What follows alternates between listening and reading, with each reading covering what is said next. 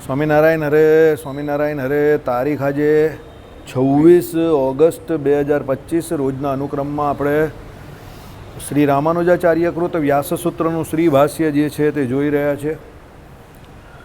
અત્યારે આપણે અથાતો બ્રહ્મ જિજ્ઞાસા જે પ્રથમ સૂત્ર જે છે એનું ભાષ્ય જોઈ રહ્યા છે. એમાં રામાનુજાચાર્યએ પ્રથમ જે શ્રી શંકરાચાર્યના અદ્વૈત મત પ્રમાણે જે અભેદ શ્રુતિઓના વર્ણનથી એમણે બ્રહ્મ અને આત્માના એકત્વ જ્ઞાનની વાત કરી હતી, એનો નિરાશ કર્યો. એ પછી જગતગુરુ નિંબાર્કાચાર્ય અને જગતગુરુ ભાસ્કરાચાર્યનો જે ભેદાભેદ મત જે છે એનો નિરાશ આપણે જોયો. કેવી રીતે કે ભાઈ અભેદ જેવું દુનિયામાં કંઈ છે નહીં. એક વિષય બીજા વિષયથી, એક વ્યક્તિ બીજા વ્યક્તિથી અને એક વસ્તુ બીજી વસ્તુથી બધી રીતે જુદું જ છે. બધી રીતે જુદું નથી તો કોઈને કોઈ રીતે જુદું છે. જાતિએ કરીને કદાચ કોઈ સરખું હોય કે ગાય તો બધી ગાય હોય, તો એમાં વ્યક્તિગત રીતે બીજા કોઈ ફેરફાર હોય. કાંઈ નહીં તો છેલ્લે સ્વભાવમાં ફેરફાર હોય, રંગમાં ફેરફાર હોય, ગુણોમાં ફેરફાર હોય. પણ એવો કંઈ ને કંઈ ફેરફાર દરેક વ્યક્તિમાં હોય જે એની ખૂબી હોય અથવા ખામી હોય, પણ એ જ એનું વિશેષણ હોય. એટલે જગતમાં નિર્વિશેષ કોઈ પણ વિષય નથી. વિષય માત્ર જે કોઈ છે તે બધા વિષય કેવા છે? સવિશેષ છે, એટલે વિશેષણવાળા છે. એમાં પહેલાં આપણે પ્રત્યક્ષ પ્રમાણની વાત કરી કે ભાઈ પ્રત્યક્ષ તમને જે કંઈ દેખાય છે તે બધા પ્રત્યક્ષ જે કોઈ વિષયો છે એ પ્રત્યક્ષ વિષયોમાં તમે જોયું હશે કે ભાઈ દરેક વિષય જે છે તે બધા સવિશેષ એટલે વિશેષણવાળા છે. જગતમાં એવું કોઈ વસ્તુ કે એવો કોઈ વિષય નથી કે જે વિશેષણ વગરનું હોય. જે હાવ નક્કામો છે, જેને આપણે કહીએ કે સાવ નક્કામો છે, એ નક્કામો હોવું એ પણ એનું વિશેષણ છે. કારણ કે એના જેવો બીજો કોઈ નકામો શોધવો અઘરો છે. આપણે એવું કહીએ કે હાવ ગાંડો છે, તો ગાંડો બીજો શોધવો અઘરો છે. બરાબર? તો કોઈ વ્યક્તિ કોઈ કામનો નથી કે આવ નક્કારો કે આવ નઠ્ઠારો છે, તો એ પણ એનું વિશેષણ છે. એટલે વિશેષણ વગરનું આ જગતમાં કોઈ પદાર્થ નથી, કોઈ વિષય નથી. આવું જગતગુરુ રામાનુજાચાર્યનું કહેવું છે, માનવું છે.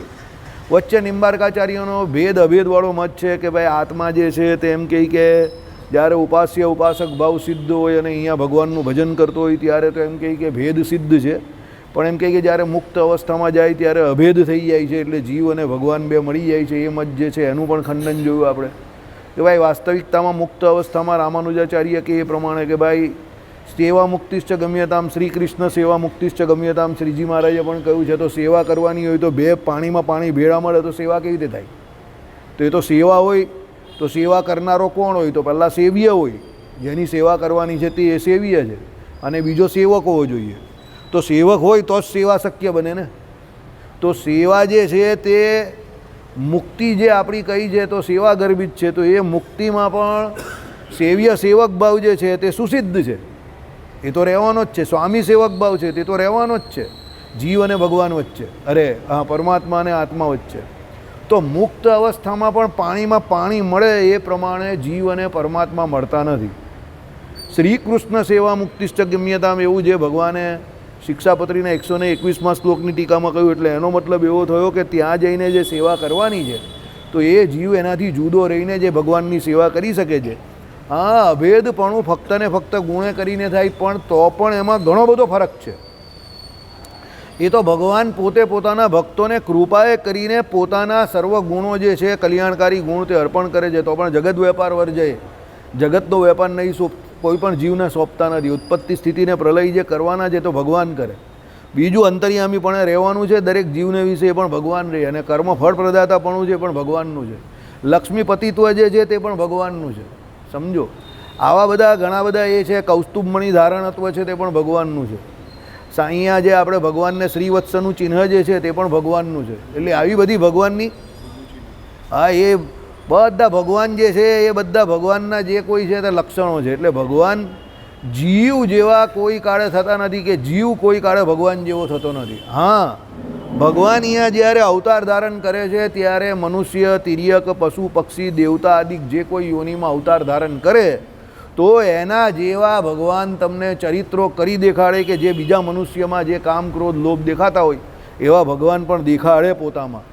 એટલે એને કરીને મનુષ્ય સદ્રશ મનુષ્ય સહજાતિ અને સેમ સહેજે સહેજે હેત હોય એમ પેલા જીવને ભગવાનને વિશે હેત થાય એટલે ભગવાન એના જેવા દેખાવાની એક્ટિંગ કરે છે, એના જેવા થઈ નહીં જતા પણ એવી એક્ટિંગ કરે છે જોરદાર કે ભગવાન જ્યારે એમ કહી કે રાજા રૂપે આવે ત્યારે રાજા લાગે ને સાધુ રૂપે આવે ત્યારે સાધુ લાગે ને ભગવાન રાખી મૂકો ચાલુ રાખો.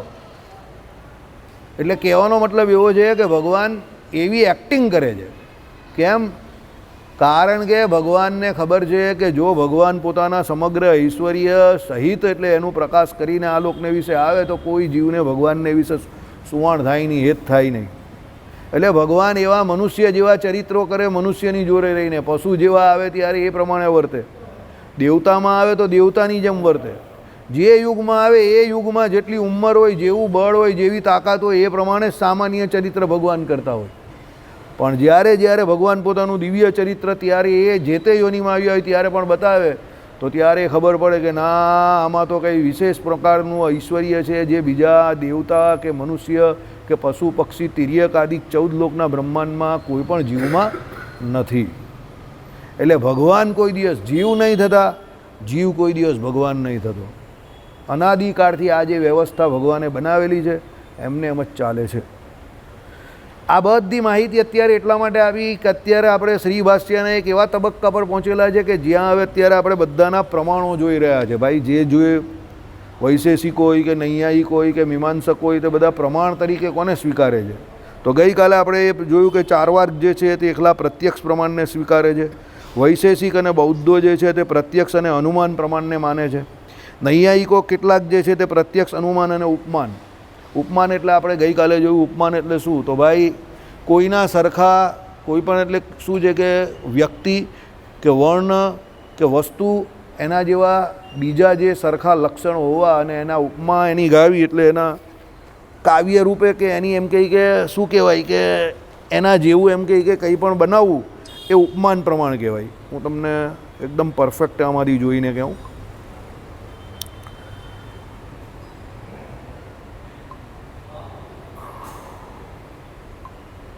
વય, વર્ણ, વ્યક્તિ, દ્રવ્ય કે ક્રિયા વગેરેની જે અન્ય સાથે સરખામણી કરવામાં આવે તે વ્યક્તિ, દ્રવ્ય કે ક્રિયા બતાવનારો શબ્દ એટલે કાવ્ય, એ ઉપમાન.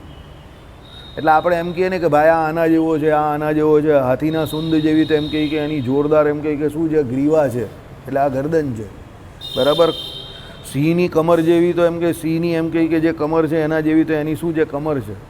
એની છાતી એમ કહી કે કેવી છે તો એમ કહે કે લોઢાની છાતી હોય એવી એની છાતી છે. હવે આ બધી જે આપણે જે કોઈ બીજા જોડે એની કોઈની સરખામણી કરીએ કે ઉપમા આપીએ તેને ઉપમાન પ્રમાણ કહેવાય.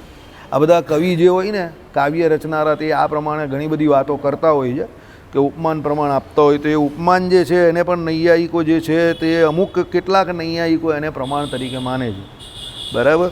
જો નૈયાયિકો, વૈશેષિકો, હવે 6 દર્શન આપણે ત્યાં સનાતન સંસ્કૃતિમાં માનવામાં આવેલા છે, બરાબર. સાંખ્યશાસ્ત્ર, યોગશાસ્ત્ર, પછી ઉત્તર મીમાંસક, પૂર્વ મીમાંસકો, ઉત્તર મીમાંસકો. એટલે સાંખ્યો પેલામાં કહેવાય જે સાંખ્યશાસ્ત્રને માને એ સાંખ્યો, જે યોગશાસ્ત્રને માનતા હોય તે યોગીઓ, જે ઉત્તર મીમાંસાને માનતા હોય તો ઉત્તર મીમાંસકો, જે પૂર્વ મીમાંસાને માનતા હોય તે પૂર્વ મીમાંસકો. પૂર્વ મીમાંસકો જે છે તે વાસ્તવિકતામાં કેવા છે તો કર્મકાંડને વધારે માનનારા છે. ઉત્તર મીમાંસકો જે છે તે ઉપાસના કાંડને વધારે માનનારા છે, એટલે ઉપાસનામાં રચ્યા પચ્યા છે, બરાબર. એ બધા મીમાંસકો છે. એના પછી આવે છે નૈયાયિકો અને વૈશેષિકો, બરાબર. એટલે એ નૈયાયિકો અને વૈશેષિકોના પણ મત જે છે તે પણ છે. મહર્ષિ કાણદનો એક મત છે અને એક પેલો આપણે નૈયાયિક મત આનો જ આપણા ન્યાય જે છે ને તે આનો. અરે તમે બોયલા ને હું ભૂલી ગયો, અહીંયા સુધી હતું. આપણા પેલા એની પત્નીને શ્રાપ આપેલો તે કોણ? અહલ્યા. એના પતિ કોણ? ગૌતમ, બરાબર. એટલે એ પ્રમાણે છે, બધાના મતો અલગ અલગ છે. એ ન્યાય છે એમનો, બરાબર. એટલે નૈયાયિક જે છે તેના આ માને છે. હવે નૈયાયિકમાં બીજા જે પ્રકારના 2 પ્રકારના નૈયાયિક છે એમાં જે 70-80% મોટાભાગના નૈયાયિકો જે છે તે પ્રત્યક્ષ પ્રમાણને માને છે. પ્રત્યક્ષ પ્રમાણ એટલે જે સામે દેખાય તે પ્રત્યક્ષ પ્રમાણ. અનુમાન પ્રમાણ એટલે શું છે કે જે તે તમે પહેલાં જોયું હોય એનું જ તમે અનુમાન કરતા હોવ. તમને જે વસ્તુ કોઈ દિવસ જીવનમાં દેખાઈ નથી, પ્રત્યક્ષમાં જેનો તમને અનુભવ નહીં થયો હોય એનું તમને અનુમાન થવાનું નથી. તમે જીવનમાં કાળો કલર જોયો જ નથી તો તમે એનું અનુમાન નહીં કરી શકો. તમે જીવનમાં દૂધીનો હલવો જોયો નથી તો તમે એનું અનુમાન નહીં કરી શકો. એટલે અનુમાન તમે કોનું કરો છો? જે તમે પ્રત્યક્ષ અનુભવમાં પહેલાં દીઠેલું છે, જોયેલું છે કે એનો તમે અનુભવ કરેલો છે, એ વિષય છે એનું તમને અનુમાન થાય. પ્રત્યક્ષ એટલે જે તમને સામે દેખાય તે પ્રત્યક્ષ. બરાબર.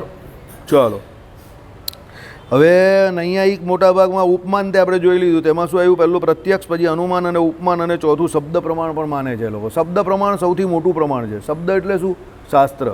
અને વ્યાસજી પોતે પણ કહેશે, એક સૂત્ર આવશે, શાસ્ત્રો યોનિત્વાદ. બરાબર. તર્ક અપ્રતિષ્ઠાનાથ એટલે તર્કા પ્રતિષ્ઠાનાથ એવો કરીને એક આખો વ્યાસજીનું સૂત્ર જ આવશે. કારણ કે શબ્દ એક એવી વસ્તુ છે કે જેની ઉપર કોઈ પણ વ્યક્તિ ભરોસો કરી શકે છે. હું તમારી વાત પર ભરોસો કેવી રીતે કરું? સમજો, કાયદો તમારી વાત પર ભરોસો ક્યારે કરે? તમે તમારા ઘરે કોઈને રાખ્યો, તમે કહો કે મારો ભાડું જ છે, પછી પેલો તમારા ઘરે ઘૂસી ગયો, પછી તમે જ્યારે કોર્ટમાં લડવા જાઓ તો કોર્ટ પૂછે કે ભાઈ ભાડું જ છે તો તમે ભાડા કરાર બનાવેલો, કોન્ટ્રાક્ટ બનાવેલો જ 11 મહિનાનો, તો રજૂ કરો. બરાબર. એટલે લખાયેલું છે તે શબ્દ પ્રમાણ છે, સહી સિક્કા થયેલા છે તે શબ્દ પ્રમાણ છે. બાકીની જે ઓરલ વાત જે તમે કરી, મૌખિક વાત, એ બધી હવામાં ઉડી ગઈ. શબ્દોની વેલ્યુ ક્યારે છે? જ્યારે એ કાગળ પર બ્લેક એન્ડ વ્હાઇટમાં લખાયેલો છે ને એના સ્ટેમ્પ થયેલા છે. જે શબ્દ તમે આમ બોલો છો તે તો આકાશમાં ચાલ્યા ગયા, અને આકાશમાં ગયેલા શબ્દોની કોઈ વેલ્યુ નથી. કારણ કે લોકોને આજકાલ પોતાની જબાનની વેલ્યુ નથી. પહેલાંના સમયમાં હતી, અત્યારે નથી. રામાયણની ચોપાઈ ભલે એવું કહેતું હોય કે રઘુકુલ રીત સદા ચલી આવી, પ્રાણ જાય બરું બચન નહીં જાય. અત્યારે તો પ્રાણની કંઈ નહીં જાય. બરાબર. બચન પહેલું ચાલ્યું જાય, પ્રાણ બચ્ચન બધા ચાલ્યા જાય. બરાબર. એટલે એ આખી રામાયણની ચોપાઈ રામાયણના સમય પર રહી ગઈ. અત્યારે તો પ્રાણ બાણ કંઈ જાય નહીં, પણ બચન પહેલું જ જાય. પેલો કહે કે ભાઈ બચન તો જાएगा ही जाएगा. बराबर. आज भी मैं फेंके हुए पैसे उठा लेता हूँ, क्योंकि पैसे तो इज्जत तो आती जाती रहती है, लेकिन पैसे आते जाते नहीं रहते. पैसे तो आने ही चाहिए. એટલે લોકોના સિદ્ધાંતો બધા સમય જોડે બદલાઈ ગયા છે. એટલે ભગવાન શ્રી હરિએ શું કહ્યું છે? પોતાના મિત્ર જોડે કે પોતાના કોઈ પણ પિતા મિત્ર કોઈની પણ જોડે, સંબંધી જોડે પણ જમીનના લેણદેણ સંબંધી કોઈ પણ કામ કરો તો શું કરાવવાનું? લખાણપટ્ટી કરાવી દેવાની, ડોક્યુમેન્ટ બનાવી દેવાનો, દસ્તાવેજ બનાવી દેવાનો. કારણ કે શબ્દ પ્રમાણ જે છે તે સૌથી મોટું પ્રમાણ છે. શબ્દ પ્રમાણ વગર કંઈ ચાલતું નથી. મેરેજના પણ આજકાલ લોકો સર્ટિફિકેટ એટલે લે છે. કોર્ટમાં લગ્ન કરવાનું એકવાર કે કોર્ટનું સર્ટિફિકેટ એટલે કહે છે. તમે કોર્ટમાં જ્યારે કોઈ જાય લગ્ન પછી પણ, તો કોર્ટ શું પૂછે? તમે લગ્ન કરેલા છે? તો 4 માણસ જે કોઈ તમારા લગ્નમાં આવેલો એ લઈ આવો, એના વિડીયો લઈ આવો, કે એની એમ કહે કે શું લઈ આવો? પહેલાંના જમાનામાં ફોટા માંગતા હતા, આલ્બમ. હમણાં જ આપણા મંડળમાં જ એક કેસમાં એવું થયેલું છે. બરાબર. મેં તો બહુ ના પાડેલી, ત્યાં જ બોર્ડ લખતા જ ના પાડેલી કે તું એ ગલત ગેમ ખેલા હે. બરાબર. જો ભાઈ, કોઈ વ્યક્તિ મારી જોડે રહેતો હોય કે મને ગમે એટલો પ્રિય હોય, સમજો, પણ જે વસ્તુ જેવી છે એવી કહેવાની એટલે કહેવાની. એ તો આપણે કહી જ દેવાની. પછી એને કરવું નહીં કરવું એની ઈચ્છા. મેં એને ચોખ્ખું કહ્યું કે આ કામ તે બરાબર નથી કર્યું. બિચારો દુઃખી થયો, બહુ દુઃખી થયો. અત્યારે તો ભગવાન જાણે, પણ બહુ હેરાન થયો. એ હેરાન થયો એ બાબતનું મને દુઃખ છે. એમાં પાછો હું વિકૃત આનંદ નહીં લેવું કે પેલો કેવો હેરાન થાય છે, કેવો મંદિર બગડે છે, એવું ના હું કરું. જો આપણું કહેલું નહીં માન્યું તો ઠોંસ મારવાની, એવું બધું ના કરવાનું. પણ એક વસ્તુ આપણે એનાથી શીખવાની છે કે ભગવાનની આજ્ઞા લોપીને કોઈ સુખી થયો નથી ને થવાનો નથી. એટલે ભગવાને કહ્યું, નાના નાના તમારા ફાયદા માટે ભગવાનની નાની નાની કે મોટી મોટી આજ્ઞા કોઈ દિવસ લોપવી નહીં. ભગવાને કહ્યું ને, તુચ્છ એવા ફળની પ્રાપ્તિ માટે પણ ભગવાનની આજ્ઞા લોપવી નહીં, કે મોટા ફળની આશાએ કરીને પણ ભગવાનની આજ્ઞા કે ધર્મ જે છે એનો લોપવો નહીં. કારણ કે ભગવાને શું કહ્યું? ધર્મો રક્ષસી. ચાલો, બરાબર. એટલે ધર્મનું જે પાલન કરે છે એનું પાલન કોણ કરે છે? એનું રક્ષણ ધર્મ કરે છે. એટલે હંમેશા ધર્મને પકડી રાખો. બરાબર. શબ્દ પ્રમાણ બહુ મોટું પ્રમાણ છે. આપણા વિશિષ્ટા દ્વૈતીઓ પ્રત્યક્ષ અનુમાનને શબ્દ પ્રમાણને માને છે, પણ એમાં સૌથી મોટું પ્રમાણ કયું માને છે? શબ્દને જ માને. છેલ્લું. પ્રત્યક્ષમાં ગડબડ હોઈ શકે છે, સમજો. હનુમાનજી અને સીતાજીનું પેલું તમને ખબર નથી? છે ખબર? ચરિત્ર યાદ છે હનુમાનજી સીતાજીનું? નથી યાદ? કેવા માણસો છો તમે લોકો. હનુમાનજી અને સીતાજીનું ચરિત્ર હતું આખું. એક તુલસીદાસજી લખતા હતા ત્યારની વાત છે. આ રામાયણ લખતા હતા ને, કે જ્યારે એમ કહી કે હનુમાનજી અશોક વાટિકામાં ગયા અને ત્યારે સીતાજીની સામેના જે પુષ્પો હતા એ સફેદ હતા, હનુમાનજીને લાલ દેખાતા હતા, તો હનુમાનજી લાલ કહે, સીતાજી સફેદ કહે.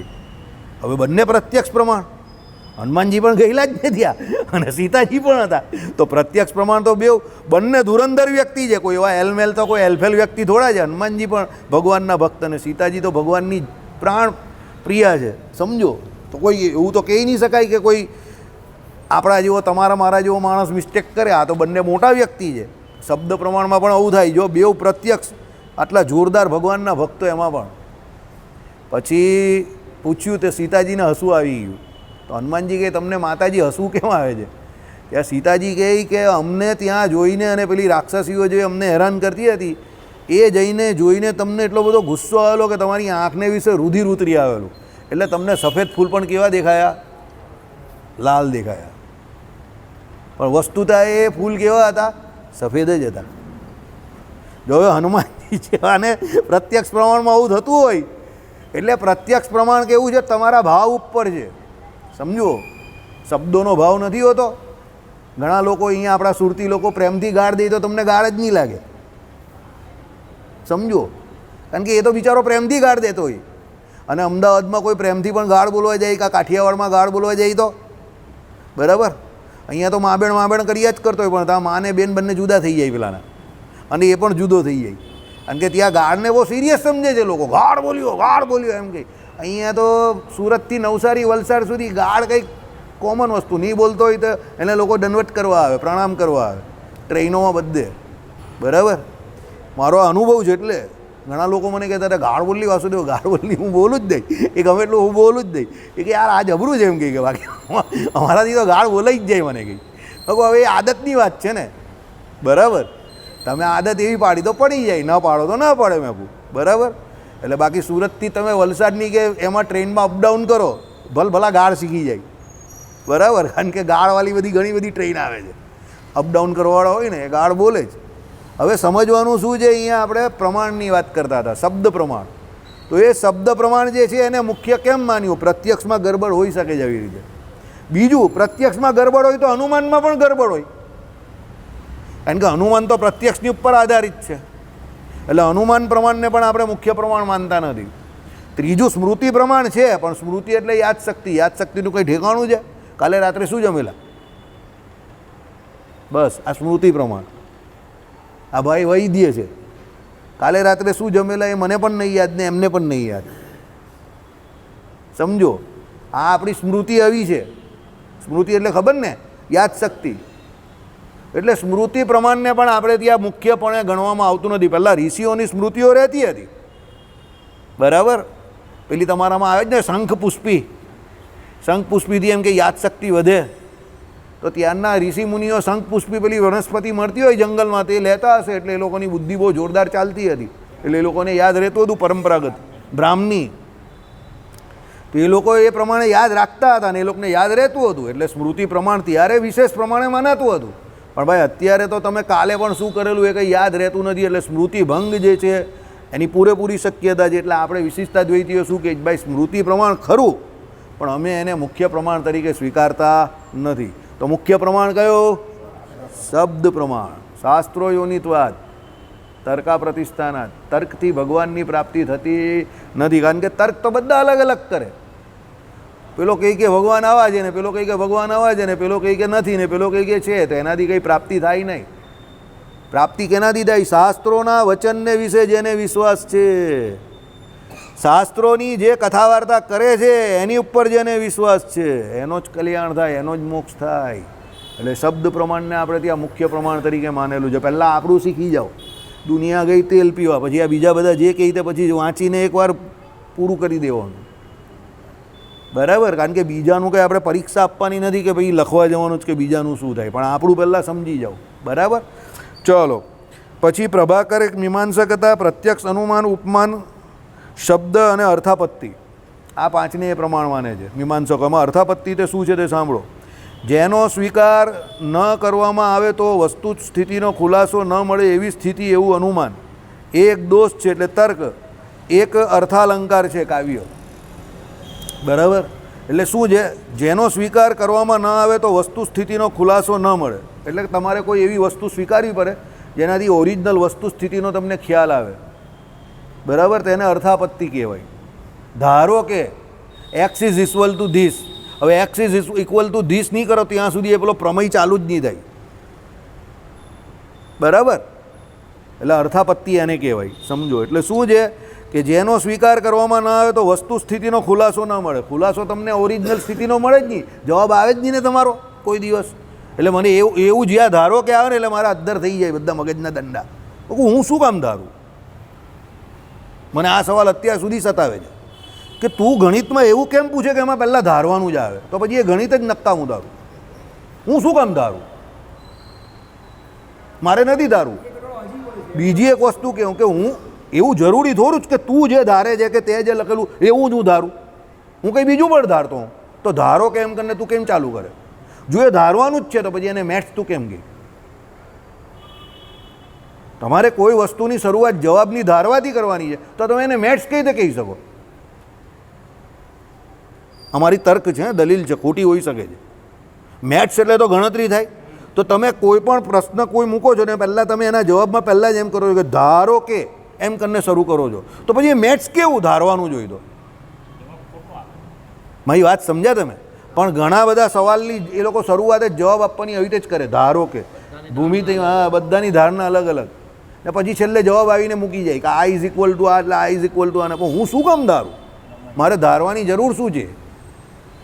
બરાબર, તમે કંઈ બીજી રીતે સમજાવો. જો ધારવાનું જ છે તો પછી એ સમજાવવાનો એ કોયડો તો કોયડો જ રહ્યો. કોઈ વ્યક્તિ ધારી શકે જ ને કોઈ વ્યક્તિ નથી ધારી શકતો. ને સૌથી મોટી વાત એ તો તમે એને રીતમાં ધારવાનું કહ્યું એટલે પેલો છોકરો પરીક્ષામાં ગોખીને ધારવાનું એ લખીને આવે છે કે ધારો કે આ બરાબર આ. બાકી કોઈ એ મેથ્સ થોડું છે. એ શું કામ ધારે? મેથ્સ છે તો એની ગણતરી બતાવો સીધે સીધી.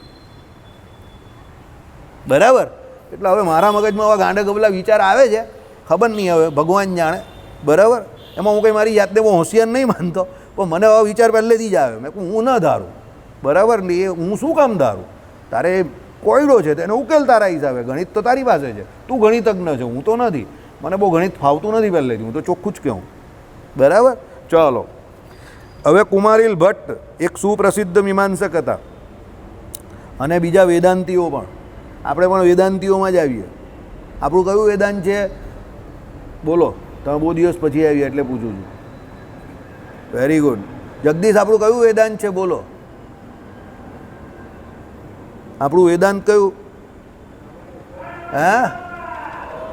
ગણપતિ બાપ્પા મોરિયા આપણું વેદાંત બોલ્યો પેલો. બોલ દીપક, આપણું કયું વેદાંત? રામાનુજ વેદાંત. આપણું કયું વેદાંત બોલો? Girishbhai, very good. ચેલા, આપણું કયું વેદાંત છે? આપણું કયું વેદાંત? સામવેદ. Very good. આપણું કયું વેદાંત? આપણું વિશિષ્ટાદ્વૈત વેદાંત છે. સમજો, રામાનુજાચાર્યનું વિશિષ્ટાદ્વૈત વેદાંત જે છે તેનો સ્વીકાર શ્રીજી મહારાજે આપણા આધ્યાત્મ શાસ્ત્ર તરીકે કરેલો જ ને. બરાબર, સીતાનું હરણ થઈ. હા, એ તો હું ના જ પાડું છું કે એ બહુ બ્લન્ડર છે, મિસ્ટેક છે. આચાર્ય લેવલ પર એને તદબાદ મારે કહેવાનો મતલબ શું છે સમજો. સ્વામિનારાયણ વેદાંત તમે મૂક્યું, ચાલો ભાઈ, સ્વામિનારાયણ ભગવાનનું 2-4 શાસ્ત્રો ત્યાં લોકોને ભણવાના મળશે, બધી વાત સાચી. પણ મારો કહેવાનો ખાલી એક જ તર્ક છે કે જે કામ સ્વામિનારાયણ ભગવાને નહીં કર્યું એ કામ તમે શું કામ દોડડાયા થઈને કરો છો? જો સ્વામિનારાયણ વેદાંત બહાર પાડવાની જરૂર હતી તો શ્રીજી મહારાજ સ્વામિનારાયણ વેદાંત બહાર નહીં પાડી શકતા હતા? એ તો ભગવાન હતા. તો એમણે રામાનુજ વેદાંતથી બરાબર ચલાવી લીધું કે નહીં? તો તમે રામાનુજ વેદાંત જ ચલાવો ને એને જ ભણાવો. તમે શું કામ સ્વામિનારાયણ વેદાંત કરો જ નવું? એ ઉપાધિ લીધી તે લીધી, જો આ એ ઉપાધિ ઘૂસી ગઈ તે ઘૂસી ગઈ, એની જ બધી આ બધી એ હતી. હવે જવા દેવું. હવે મૂળ મેં તમને શું કહ્યું, જ્યાં સુધી વ્યવસ્થામાં બેઠેલા માણસો મૂળ શાસ્ત્રને વળગેલા કે ભગવાન શ્રી હરિના સિદ્ધાંતોને વળગીને રહેનારા નહીં હશે ને ત્યાં સુધી બધા જોડે આ પ્રમાણે આપણી ખેંચાખેંચી જ થવાની છે બહારવાળા જોડે. કારણ કે શ્રીજી મહારાજે બધું એકેશ્વરવાદનો સિદ્ધાંત અને સમતામાં એકતા બતાવેલી છે. આ લોકો બધું અલગ જ બતાવવા જાય છે કે આમાં આપણું આમ ને તેમ ને ફલાણું ને ઢીમકું ને, એટલે પછી ઝઘડા જ થાય ને. બરાબર, ચાલો એ અલગ મુદ્દો છે, છોડો એને. એટલે વેદાંતિઓમાં આપણે પણ વેદાંતી છીએ ભાઈ, સમજો. પાછા તમે એમ નહીં કહેતા કે ભાઈ આપણે કોણ છે, તો આપણે વેદાંતી જ છીએ. આપણે વેદાંતી નથી એવું નહીં માનતા, પણ આપણે વિશિષ્ટાદ્વૈત વેદાંતને માનીએ છીએ. બરાબર, ચલો. એટલે ભગવાને 4 શાસ્ત્રે કરીને ભગવાનને જાણે તો પૂરો જ્ઞાની કહેવાય એવું કહ્યું. કયા 4 શાસ્ત્ર બોલો? અશોકભાઈ બોલો, 4 શાસ્ત્રે કરીને ભગવાનને જાણવાના કયા કયા 4 શાસ્ત્ર? ઓકે ઓકે, ચાલો. હવે વેદાંતિઓ કયા કયા પ્રમાણને માને તે સાંભળો. પહેલું પ્રત્યક્ષ પ્રમાણ માને છે. મેં તમને હમણાં વાત કરીને એ પ્રમાણે. પ્રત્યક્ષ એટલે જે દેખાય તે, જે પ્રત્યક્ષ થયું એ જ અનુમાન, એટલે અનુમાન પણ માને છે. ઉપમાન પ્રમાણ પણ માને છે વેદાંતિઓ. બરાબર, ઉપમાન પ્રમાણ એટલે કયું ઉપમાન પ્રમાણ? આપણે જે ગઈકાલે કહી તે વાત. ભાઈ કોઈ વ્યક્તિના વર્ણ હોય કે વ્યક્તિ કેવો છે કે એના ગુણ છે કે લક્ષણો છે કે જે કંઈ છે એની સરખામણી બીજા જોડે તમે કરો અને પછી એમ કહે કે એનું જે કંઈ કાવ્ય બનાવો તે ઉપમાન પ્રમાણ કહેવાય. બરાબર, ચલો. શબ્દ પ્રમાણ પણ માને છે, અર્થાપત્તિ પણ માને છે અને અનુપલબ્ધિ પણ માને છે. અનુપલબ્ધિ એટલે જે ઉપલબ્ધ નથી તે અનુપલબ્ધિ, જે ઉપલબ્ધ છે તે ઉપલબ્ધ, પણ જે અનુપલબ્ધિ એટલે શું? જે ઉપલબ્ધ નથી તે અનુપલબ્ધિ. આ બધા પ્રમાણ માને છે.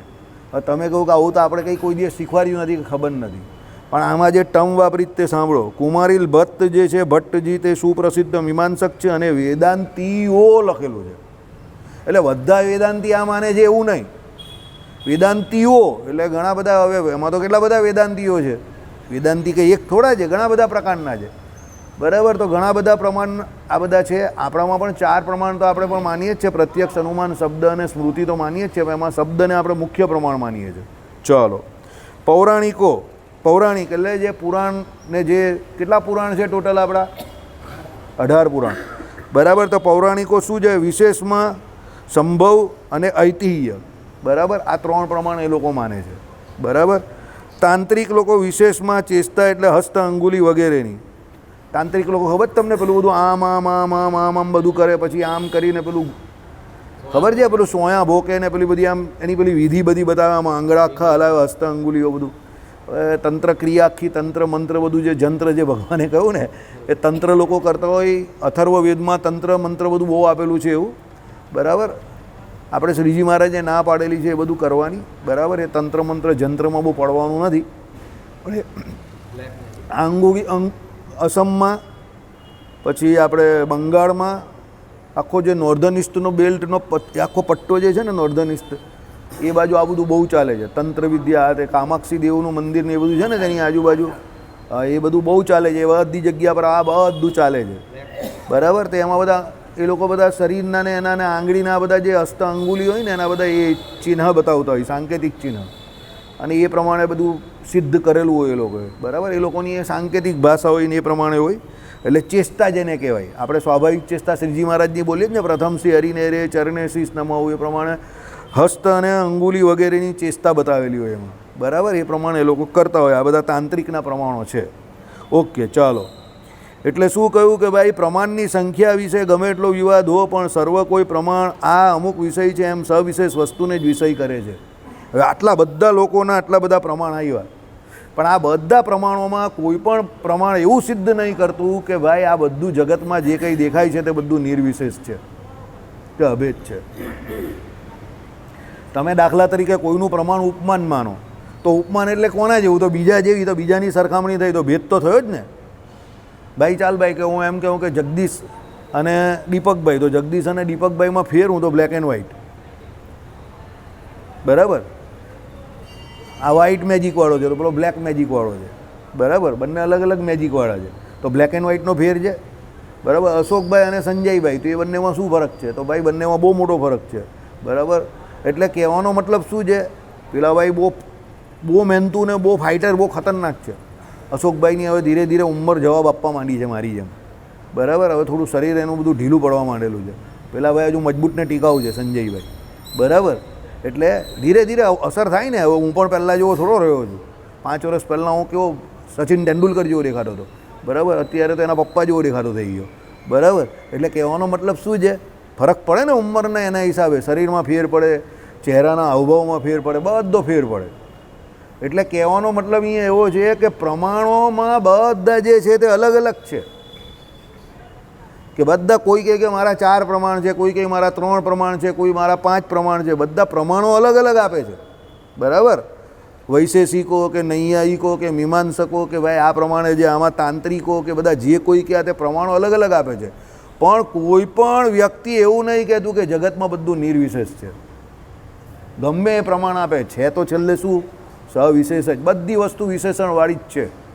ભગવાન પોતે અલગ અલગ અનંત કલ્યાણકારી ગુણવાળા અનંત વિશેષણવાળા છે, જીવ બધા અલગ અલગ છે ને એની ઓળખાણ છે. તો જીવ અને ભગવાન જે છે તે અનાદિકાળથી કેવા છે?